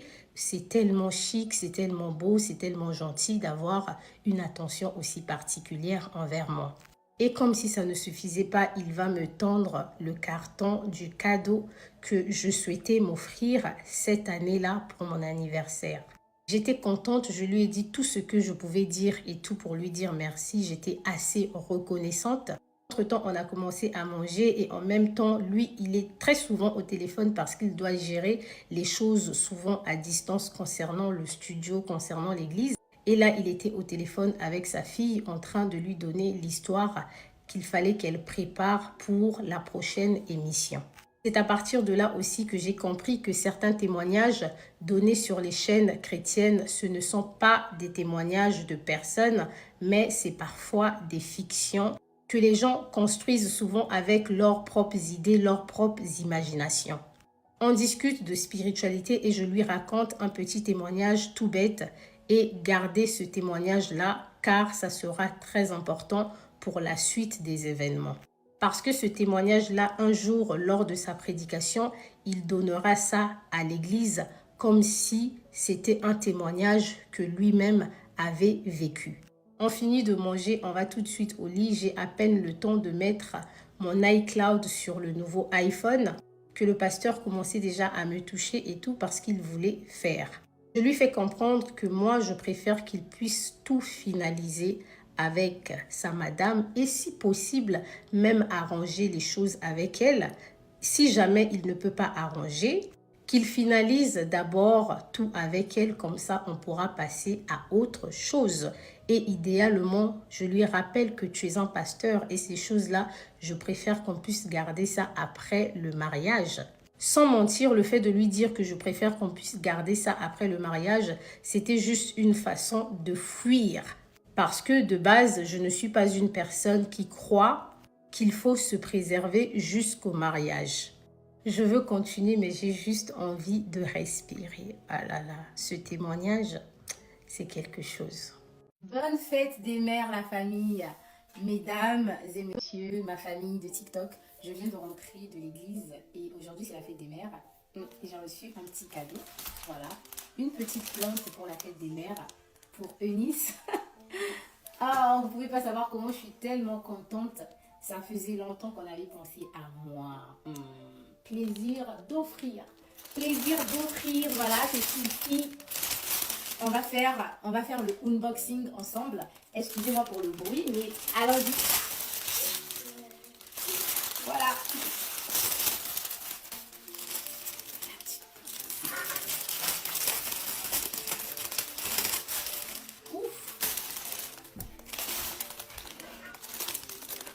Voilà ma petite plante. Ma petite plante que je vais arroser avec beaucoup d'amour. Voilà. Ça fait vraiment plaisir de se sentir valorisé. Sachez que de toute ma vie, voilà, aujourd'hui mon fils, en juin, il va avoir 7 ans. C'est vraiment la toute première fois qu'on offre un petit présent pour la fête des mères. Donc, vous ne pouvez pas imaginer comment je me sens. Mais bon, j'ai pas envie de pleurer à la caméra. Je sais que vous n'aimez pas ça. Du coup, je vous souhaite un bon début de semaine. Emmanuel, tu vas te charger de cette plante. Hein. Tu vas commencer à arroser ça tous les jours. Même si c'est pas toi qui les as offerts. D'accord. Je les arrose maintenant. Après, il y a encore un peu d'eau. Un pasteur m'a piégé avec une promesse de mariage partie 8. Nous sommes dans la chambre et là, on est en intimité. Il veut vraiment qu'on fasse ces choses-là. Et je lui fais comprendre que j'aimerais qu'on puisse se préserver jusqu'au mariage. Et j'essaye même de le convaincre, si possible, d'arranger les choses avec sa madame. Il me fait comprendre une fois de plus que du côté de sa madame, c'est bon. Après la réunion qu'ils avaient eu à avoir avec son père spirituel, c'est confirmé que voilà, les choses ne vont plus s'arranger, ils ne vont plus se remettre ensemble et que maintenant il veut avancer avec moi. Le Seigneur lui a montré que je suis sa femme, la femme de sa destinée. Là, je suis en mode quoi dans ma tête?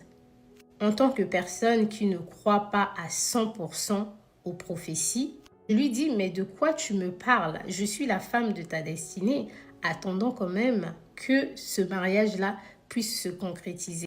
Il me dit que non, moi je suis un visionnaire. Crois-moi que si je te dis quelque chose, ça veut dire que le Seigneur me l'a vraiment révélé.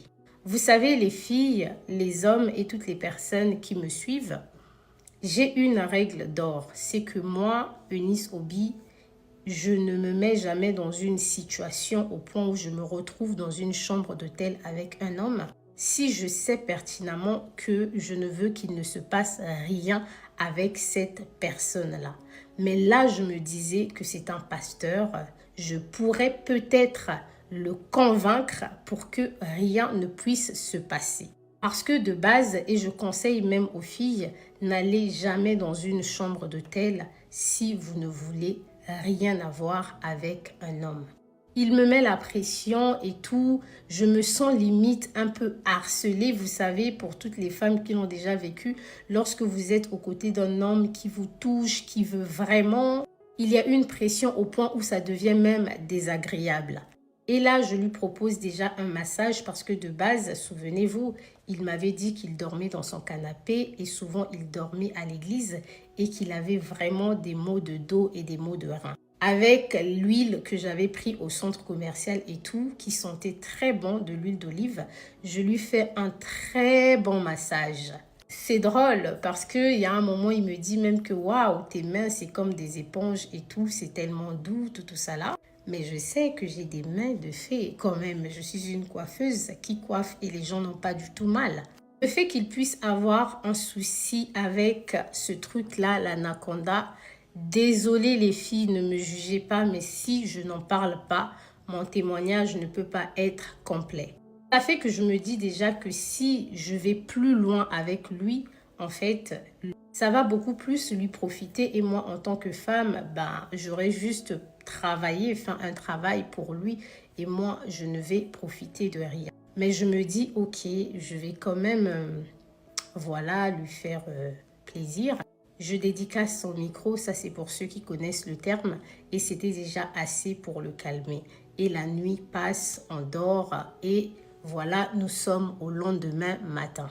Le lendemain matin, il se lève déjà très tôt, il s'apprête et tout pendant que moi je suis dans la douche en train de me maquiller parce qu'on est le 29, c'est le jour de mon anniversaire. Il est au téléphone et tout avec 2-3 amis à lui à qui il raconte comment s'est passée notre soirée. De mon côté, j'étais quand même un peu frustrée. Je dis, waouh, un adulte qui est aussi indiscret, c'est pas possible. Je lui fais la remarque, je lui dis que ce qui s'est passé entre nous cette nuit et tout, tu n'as pas du tout besoin d'appeler les gens et tout pour le dire. Il dit que non, j'ai envie de les appeler parce qu'ils savent ce qui se passe entre moi et ma madame et tout ça là. Je veux juste leur faire comprendre que la nuit s'est très bien passée entre toi et moi. Est-ce que tu penses que moi, je suis une personne qui a l'anaconda, qui voilà, ne donne pas? Moi, je lui dis, je lui booste, vous comprenez, je lui remets en fait sa véracité. Parce que j'avais trouvé ça assez désagréable que sa femme lui dise que l'anaconda, ce n'était plus ça. Je lui dis, non, t'inquiète et tout est bon, mais vas-y quoi, avec le temps et toi et moi, les choses iront encore mieux, on pourra mieux profiter. Je lui dis, tu n'as pas besoin d'en parler à tout le monde comme ça. Le fait que tu puisses passer des appels, pour moi, ce n'est pas du tout propre parce que je suis une femme et tout. Et comment je serais vue par tes amis. Ce qui se passe entre toi et moi dans l'intimité, tes amis n'ont pas du tout besoin de le savoir. Il me dit, ouais, c'est vrai, tu as raison. Et là, je suis dans la douche en train de me maquiller. Je suis au téléphone avec ma meilleure pote qui est au bled. Je lui dis, ouais, pour mon anniversaire, j'ai reçu un cadeau de l'iPhone 16 et tout. Franchement, c'est tout ce que je voulais.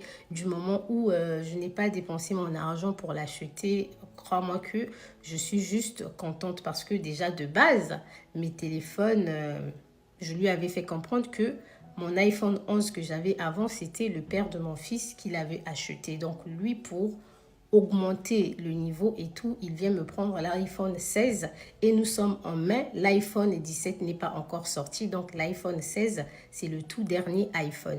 Et ma copine me dit, mais le monsieur dont tu me parles, Eunice, c'est qui et tout, tu ne m'as jamais parlé de lui. Et je mentionne le nom de ce monsieur. Elle me dit, ouais Eunice, mais j'ai l'habitude de tomber sur les vidéos de sa madame et tout sur les réseaux. Moi, je dis oui et je lui explique et tout. Voilà, ils sont en instance de divorce, nanana. Après, elle me dit, ouais, t'es sûre qu'ils vont se séparer et tout. Moi, j'ai dit, Mago, on regarde comment les choses vont avancer.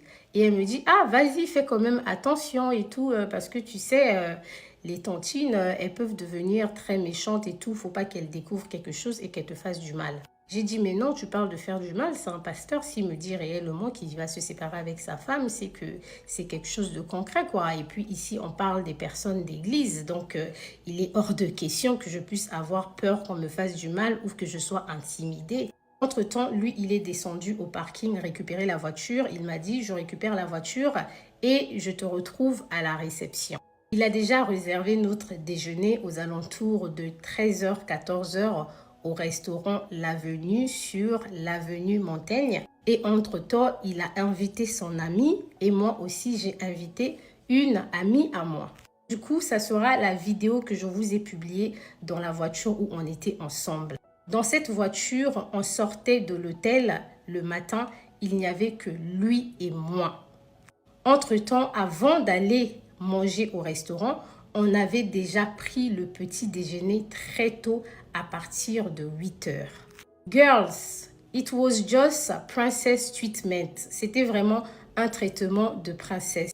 Un anniversaire à minuit avec un dîner servi dans la chambre, un petit déjeuner le matin servi dans la chambre, c'était la totale. Pour terminer, je vous rappelle encore que ce sont des choses auxquelles moi de base, je suis habituée et il le sait très bien parce que je lui dis que mon ex, le père de mon fils, c'est une personne qui est dans l'aviation et réservation d'hôtels, donc les hôtels de luxe et tout, ces choses-là, franchement, ce n'est rien du tout pour moi. Mais ce sont des attentions qui me touchent réellement parce qu'en France, ce n'est pas donné, surtout dans notre communauté congolaise, africaine, de trouver un homme qui va vraiment être aussi délicat avec toi. On a terminé au restaurant, on a mangé et on a regardé le magasin qui était juste à côté. On s'est un peu baladé vite fait le magasin. Et là, je me souviens très bien que lorsque j'étais dans le magasin, je recevais en même temps les appels de joyeux anniversaire. Ma grande sœur m'a appelée et c'est la première fois que je lui parle de ce monsieur. Je dis, je suis en train de vivre ma best life, je vois pour quelqu'un et pour mon anniversaire, il m'a ramené à l'avenue Montaigne, il m'a même offert l'iPhone 16. Et tranquillement, on rentre, lui et moi, accompagnés de son ami au centre commercial. Et à partir du centre commercial, les Arcades, je prends mon taxi pour rentrer à la maison. Cette journée d'anniversaire va s'arrêter là et je vais lui annoncer que le 31 mai, je vais célébrer mon anniversaire le samedi avec mes proches. Et il me dit, est-ce que je suis invitée? Et là, je lui dis, tu veux réellement venir? Il me dit, et là aussi, il me fait comprendre que le samedi, il aimerait faire partie de mes invités. Vous sentez que le pasteur me donne vraiment l'impression qu'il veut faire partie de ma vie et connaître les personnes autour de moi. On reste connecté, la famille. Encore merci. On se donne rendez-vous dans la partie 9. Un pasteur m'a piégé avec une promesse de mariage, partie 9. Alors, la famille, soyez patient avec moi, s'il vous plaît. Je reçois actuellement beaucoup d'appels téléphoniques et par bienveillance, je ne peux pas dire que je ne vais discuter avec personne. Donc, comprenez-moi que je ne peux pas aussi abandonner ma vie comme ça. Il faut que j'entretienne la relation que j'ai avec les gens de mon entourage et aussi que je gère quelques activités. Donc, retenez très bien que là, on est au restaurant. Voilà, on a passé du temps au restaurant juste après cette nuit à l'hôtel et tout avec le petit déjeuner. On a fini au restaurant. Et il y a une chose très importante que je veux vous dire, que là, le pasteur n'a plus son alliance au doigt. Cette vidéo que j'avais eu à vous publier lorsqu'on était ensemble dans la voiture, pour les personnes qui ont bien regardé la vidéo, cette vidéo, c'est une très longue vidéo de près de 32 secondes que je vais mettre plus tard. Comme ça, vous allez écouter un peu les voix et tout. Vous allez remarquer que le pasteur n'a pas son alliance au doigt parce que cette nuit-là, toute première nuit qu'il a eu à passer avec moi, je lui ai dit, tu ne peux pas monter au lit avec ton alliance et je lui ai enlevé son alliance avant de lui faire le massage. Donc le 29 mai dans l'après-midi, je rentre à la maison, je réponds à mes messages et tout parce que les gens sont en train de me souhaiter joyeux anniversaire. Et lui, il insiste vraiment pour venir à ma réception d'anniversaire le samedi 31 mai. Et limite au téléphone, il me prend la tête parce que je lui fais comprendre que l'anniversaire, il y aura mes amis très intimes et il y aura aussi quelques membres de ma famille. Et je ne suis pas prête pour que tu viennes tout de suite à un endroit où il y aura des personnes aussi intimes. Il n'est pas d'accord de cette décision, mais néanmoins, hormis le cadeau qu'il avait eu à me faire, je lui demande de me donner de l'argent et tout. Comme ça, là, je vais compléter quelques courses et tout pour l'anniversaire. Et pour les personnes qui avaient vu les vidéos de mon anniversaire, j'avais loué une villa et tout. J'avais vraiment fait une cérémonie assez cosy. Le 30, il me dit, viens, on se voit comme ça, tu récupères les sous pour l'anniversaire et tout ça. Et dans ma tête, ça fait un peu beaucoup. On était ensemble mercredi, jeudi et là encore vendredi, il veut me voir. Je lui dis que je serai occupée avec les courses et tout. Et là, il dit encore, est-ce que tu ne veux pas que je vienne à l'anniversaire? Je lui dis, c'est pas possible. Il est assez dégoûté du fait qu'il ne fera pas partie de mes invités, mais tout de même, il me fait un virement bancaire.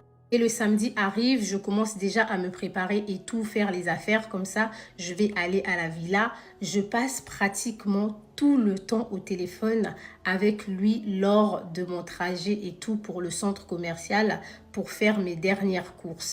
On discute énormément comme un couple normal, hein, mais qui ne vit pas juste ensemble.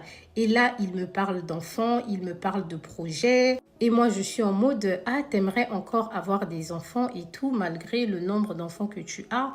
Il me fait comprendre qu'il veut refaire sa vie avec moi et ça ne le dérangerait pas du tout d'avoir des enfants, étant donné que moi, de mon côté, je n'ai qu'un seul enfant. Il me parle énormément de son ministère, de comment son église est vide, de comment sa madame, avec ses agissements, a gâché le ministère. Et moi, tout ce que j'ai à faire, c'est de le booster, le consoler. Et je lui fais comprendre, vas-y, t'inquiète pas, tu veux refaire ta vie avec moi. En tout cas, je vais t'aider comme je peux.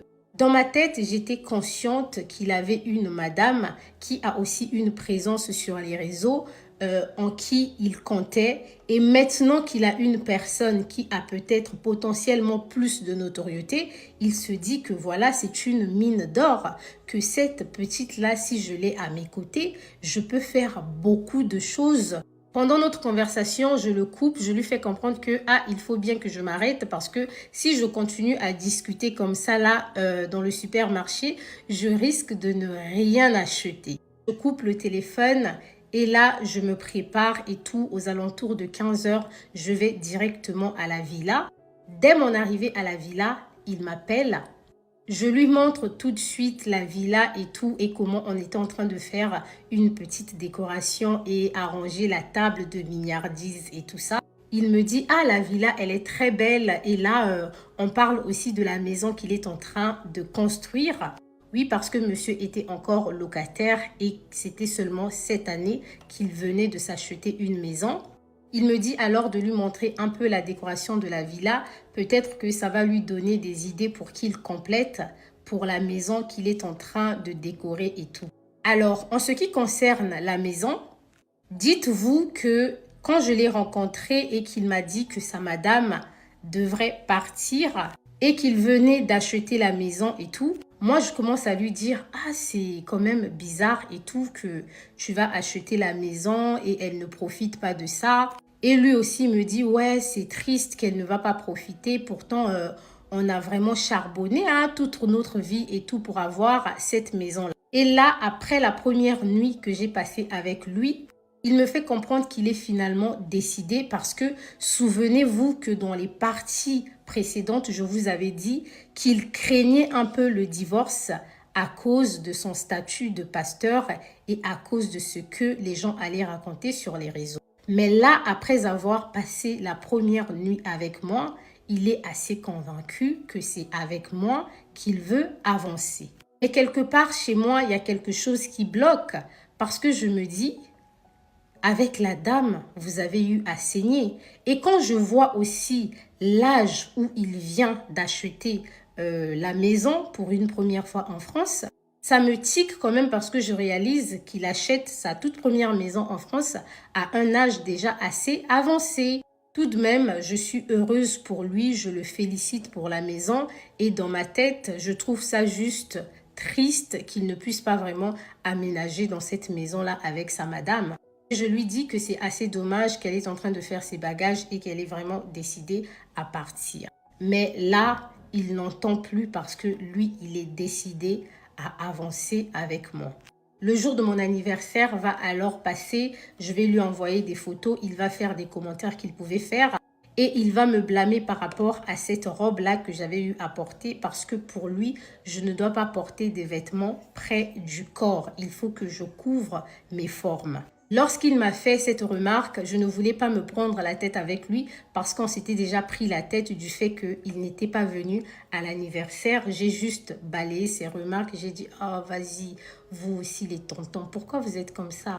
Et retenez très bien qu'après l'anniversaire, le dimanche, je ne vais pas à l'église parce que lorsque j'avais eu à faire ma toute première répétition là, je les avais déjà prévenus et surtout à la dame qui m'avait reçue que le dimanche prochain, je ne serai pas là parce que samedi, je vais célébrer mon anniversaire et que dimanche, je serai vraiment fatiguée.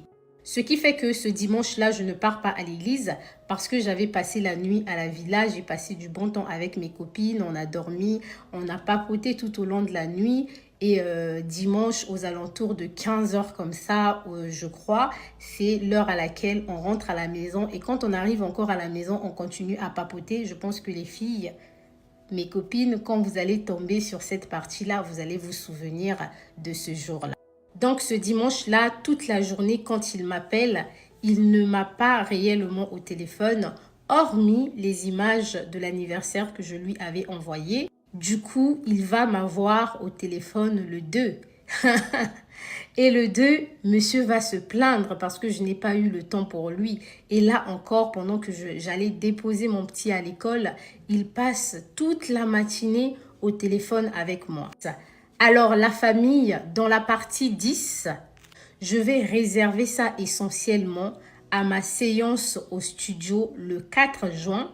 Et je vais revenir sur le comportement qui a été affiché une fois de plus lorsqu'on était au restaurant à l'avenue Montaigne pour mon anniversaire parce que ce comportement-là, c'est très important pour moi de le notifier car ça fera partie des red flags.